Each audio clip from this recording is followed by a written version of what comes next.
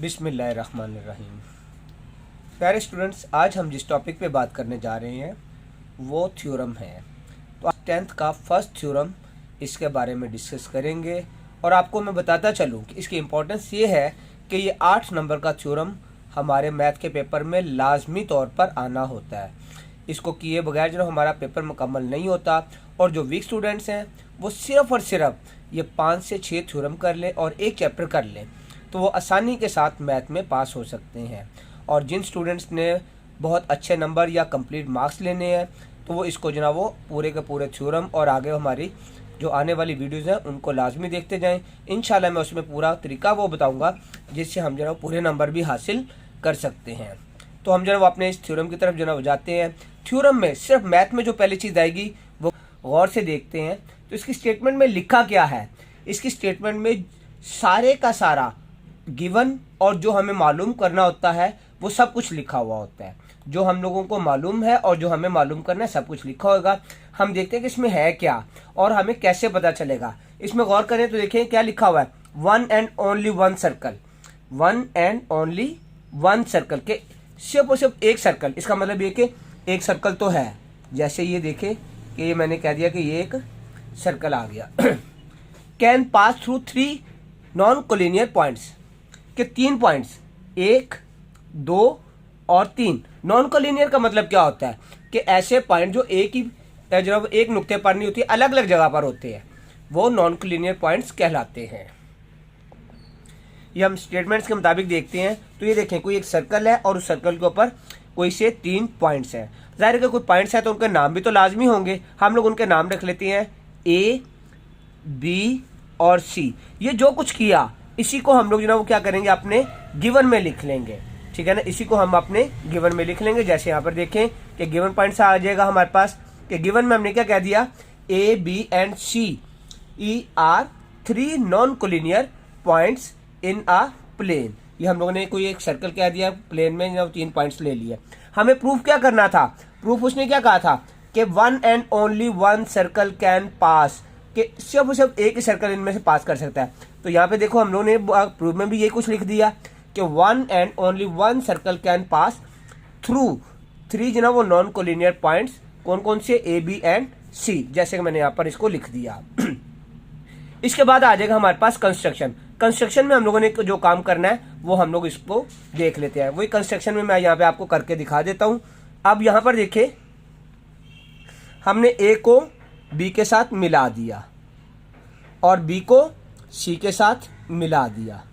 Okay, और A और B का क्या किया? Perpendicular bisector. परपेंडिकुलर बोलते हैं 90 के एंगल पर और बाइसेक्टर बोलते हैं आधा आधा करने वाली। एक लाइन हम लोगों ने लगा दी जो इसको A और B को आधा आधा भी कर रही है और परपेंडिकुलर भी है। परपेंडिकुलर का मतलब यहाँ पर 90 का एंगल बनेगा। इसी तरह से हम लोगों ने BC के साथ भी ये काम किया कि इसका भी कोई परपेंडिकुलर बाइसेक्टर ड्रॉ किया।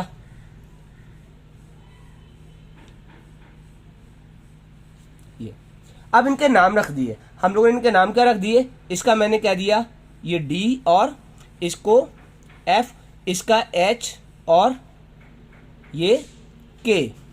और ये जिस जगह पर मिल रहे हैं उसको हम लोगों ने पॉइंट O का नाम दे दिया। उसके बाद फर्दर क्या किया? O पॉइंट जब आ गया, O को मैंने A के साथ भी,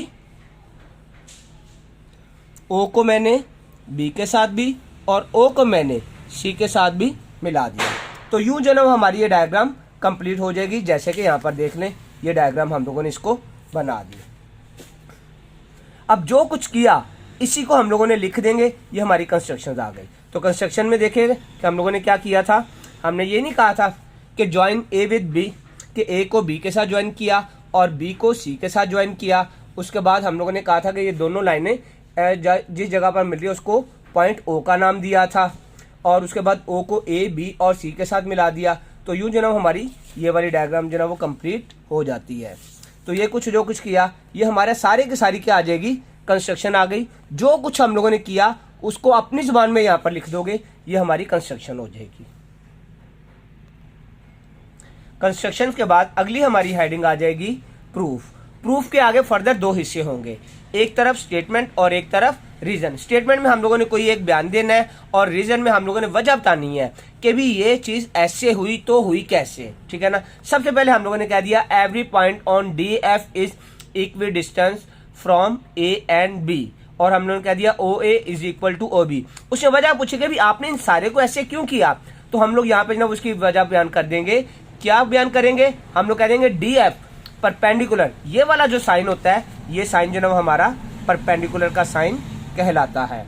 इस साइन को हम लोग क्या बोलते हैं, परपेंडिकुलर बोलते हैं, मतलब 90 के एंगल पर। तो यहाँ पर गौर करें, हम लोगों ने यही कुछ कहा कि D F perpendicular bisector, bi का मतलब दो, सेक्टर का मतलब टुकड़े, कि ऐसा जो दो बराबर हिस्सों में इसको तकसीम कर दे, ठीक है ना, उसको हम लोग परपेंडिकुलर बाइसेक्टर किसके चाहिए हमारे पास, ए और बी का। इसे हम लोगों ने कहाँ पे किया था, कंस्ट्रक्शन में। आप ये सारा भी लिख सकते हो या सिर्फ कंस्ट्रक्शन भी लिख दोगे तो गलत नहीं होगा। तो इस पॉइंट को हम लोगों ने क्या नाम दिया, वन नंबर इक्वेशंस का नाम दे दिया। सेम यही जो काम किया, अब वही काम हम लोग दूसरे वाले हिस्से के साथ भी करेंगे कि एवरी पॉइंट ऑन एच के। अब यहां पर देखो जो एच के था, ये वाली जो साइड थी ना हमारी एच के, इसको देखो, एच के ऊपर जो काम किया कि हर एच के ऊपर जो भी पॉइंट्स है वो क्या होगा, वो किनारों से इक्वल फासले पर होगा। ये हम लोगों ने थ्योरम नंबर 1 किया था 9th क्लास में। तो यहां पर भी देखो उसी थ्योरम का हम लोगों ने रेफरेंस दे दिया कि every point on H K is equi distance from B and C, तो so O B is equal to O C. तो यहाँ पे रीजन हम लोगों ने बयान कर दी, तो वो क्या आ जाएगी कि एच के परपेंडिकुलर बाइसेक्टर, एच के परपेंडिकुलर बाइसेक्टर किसका है, बीसी का। और ये कहाँ पर किया था, कंस्ट्रक्शन में। तो हम लोग यहाँ पे बयान कर देंगे कि भाई ये हम लोगों ने कंस्ट्रक्शन में किया था, और इसको हम लोगों ने इक्वेशन नंबर 2 का नाम दे दिया। इसके बाद हम लोगों ने कह दिया कि बी क्या था, ओ पॉइंट जो था, ओ कहाँ पर था, ओ तो सिर्फ और सिर्फ कहाँ पर है गौर था, ओ हमारे पास आ रहा था डी एफ और एच के जो जहां पे मिल रहे थे, उस पॉइंट को हम लोगों ने ओ का नाम दिया था। तो यहां पर हम लोगों ने कह दिया O is the only point common to D F and H K O जो है वो डी एफ और एच के ऊपर एक पॉइंट आ गया, तो which is equi distance from A और बी के, तो वो ए और बी से ना वो हम फासले पर होगा। तो फिर हम कह देंगे कि अगर ऐसी सूरत हाल है तो फिर क्या आ जाएगा, हम लोगों ने कह दिया कि O A is equal to O B is equal to O C. कहते हैं वजह बताओ, हमने कहा कि भाई इक्वेशन नंबर 1 और 2 को अगर देखते हैं, तो इक्वेशन नंबर जब 1 और 2 को देखते हैं तो O A is equal to O B, हमने इन तीनों को प्रूफ कर दिया, ओ ए को ओ बी के और ओ बी को ओ सी के बराबर जब हम लोगों ने इक्वल प्रूफ कर दिया, फिर हम क्या कह देंगे, हम सिर्फ सिंपल इतनी से लाइन लिख देंगे कि hence only one and of one circle can pass through 3 is no point A B and C. यही हमें प्रूव करना था, ये हम लोगों ने प्रूव कर दिया, और नीचे लिख देंगे हेंस प्रूव। यहाँ तक जो ना वो हमारा मुकम्मल इस तरह हो जाएगा। और ये बहुत ज़्यादा, मैंने आप लोगों को पहले भी बताया कि बहुत ज़्यादा इम्पॉर्टेंट टॉपिक है हमारे पास, पूरे का पूरा 8 नंबर का ये सवाल बोर्ड में आता है। तो ये स्टूडेंट्स लाजमी इसको कर लीजिएगा, इसको मत छोड़िएगा। बेशक इसकी 2, 3, 4 मरतबा प्रैक्टिस करके इसको जो ना वो लाजमी अच्छे तरीके से कवर कर लीजिएगा। तो इंशाल्लाह हम जो ना वीडियो में सेकंड थ्योरम जो ना वो इसका करेंगे। तो अगली वीडियो के साथ फिर मुलाकात होती है। अपना बहुत सारा ख्याल रखिएगा। मेरे चैनल को जो ना वो सब्सक्राइब लाजमी कर दीजिएगा और लाइक करना मत भूलिएगा। अल्लाह हाफिज़।